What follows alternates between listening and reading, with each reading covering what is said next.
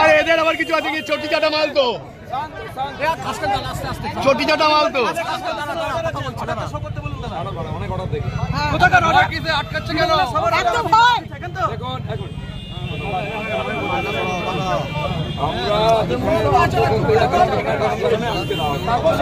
আজকে শক্তিগড়ে আমার road show ছিল আর কখন ক্যান্সেল করছে কাল রাত্রেবেলা সব প্রস্তুতির পরে আমি জানি না পুলিশ হচ্ছে কি কমিশনার করছে যেই করুক ইলেকশনটা আমরা লড়ছি ওরা লড়ছে না যাতে ইলেকশনটা ভালো করে লড়তে পারে দেখার কাজ হচ্ছে ইলেকশন কমিশনার আর নাহলে রোজ এই ধরনের করতে আমি বাধ্য হব প্রথম কথা হচ্ছে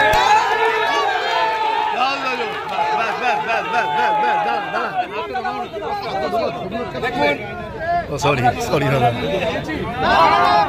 মাইক নিয়েছি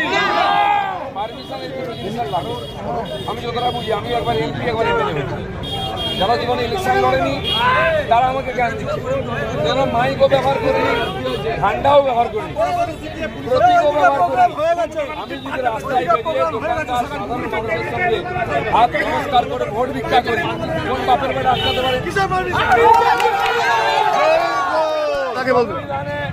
কোনো আইনে আমাকে আটকাবার অধিকার নাই, কিন্তু পুলিশ কার প্রতি বাফাদার আমি বুঝতে পারছি না। আইন সংবিধান না টিএমসি? আমি প্রত্যেক দিন রাত্রেবেলা প্রচার করে ফিরে এসে 9টা সাড়ে 9টায় বাজারে বেরিয়ে লোকেদের সঙ্গে দেখা করব। আপনাদেরকেও বলে দিলাম, প্রশাসন, পুলিশ, নির্বাচন কমিশনকে বলে দিলাম কেউ যেন আটকাবার চেষ্টা না করে, কারণ এর জন্য পারমিশন লাগে না। এটা আইনের কথা বলছি। কোনো বেআইনি বিশৃঙ্খলা আমরা করবো না, কিন্তু তারপরে যদি কেউ বাধা দেয় তারপরে কি করবো সেটা প্রতিরোধ করতেও ছাড়বো না, প্রতিরোধ করতেও ছাড়বো না। সেই জন্য আজকে হাতটা তুলবেন না স্বরূপ আমরা এটা যা প্রতীক ছিল, নির্বাচন শেষের দিকে আসছে, সময় কম, আমরা অনেক প্রোগ্রাম করব। যদি ক্যান্সেল করতে থাকে অনেক জায়গা বাকি থেকে যাবে, তখন পারমিশনের তোয়াক্কা না করে আমরা কার্যক্রম করতে বাধ্য হব, কারণ মানুষের কাছে যেতে কেউ আমাদের বাধা দিতে পারে না। একদম দাদা, আজকে আপনারা যেটা দেখিয়েছেন, প্রতিবাদ করেছেন, আমরা চেষ্টা করলে যেতে পারি। দেখি টিএমসির মিটিং হচ্ছে, কেউ হাঁটতে পারবে না রাস্তায়। আমি জানি না কোন নিয়ম। আমি পুলিশকে বলেছি আমরা বিশৃঙ্খলা করতে আসিনি, আমরা প্রতীক হিসাবে আজকে প্রতিবাদ করেছি। আপনারা কর্মীরা এসেছেন, সবাইকে ধন্যবাদ। পুলিশ প্রশাসনকেও ধন্যবাদ জানাচ্ছি। আগামী দিনে যাতে ধন্যবাদ দেওয়ার সুযোগ থাকে সেরকম ব্যবহার করুন। ভারত মাতা কি জয়। সবাই ফিরে যান। রাস্তাটা ছেড়ে দাও, গাড়িটা ঘোরা যাবে তো, ঘুরবে না, আগেরটাই ঘুরে যাবে, সামনেটাই।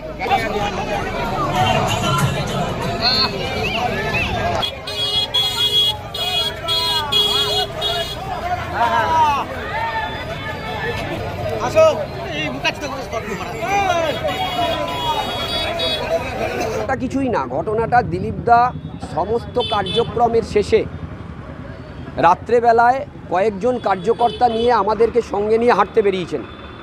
পুলিশ হঠাৎ করে বীরহাটা মোড় থেকে তার যে গতি স্তব্ধ করে দিল।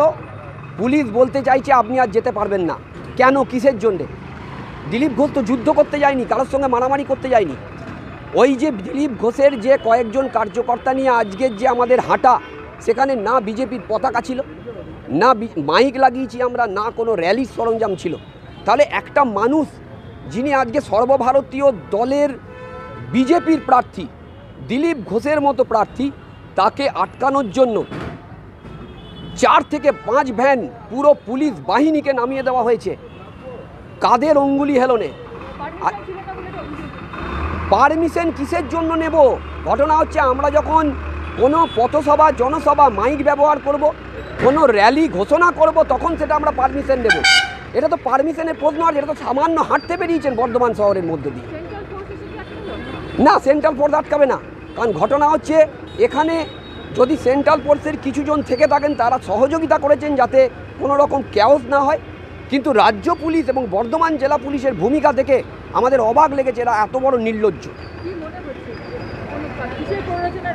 দেখুন, পরিষ্কার একটা কথা, তৃণমূল কংগ্রেসকে সন্তুষ্ট করতে সারা পশ্চিমবাংলার সমস্ত পুলিশ অফিসার বদ্ধপরিকর। তাই আজকে দিলীপ দার মতো নেতাকে সাধারণভাবে যে আমরা কার্যকর্তারা নিয়ে আমরা হেঁটে যাচ্ছি, সেখানে তাকে আটকানো হলো এবং ধস্তাধস্তি করা হলো। দেখুন, এটা এখনই তো সিদ্ধান্ত নয়, সবে মাত্র 5 মিনিট 10 মিনিট আগে শেষ হয়েছে। ওখানে গিয়ে কিছু নিশ্চয়ই চিন্তা ভাবনা করবেন, তারপরে সেটা ভাবা হবে।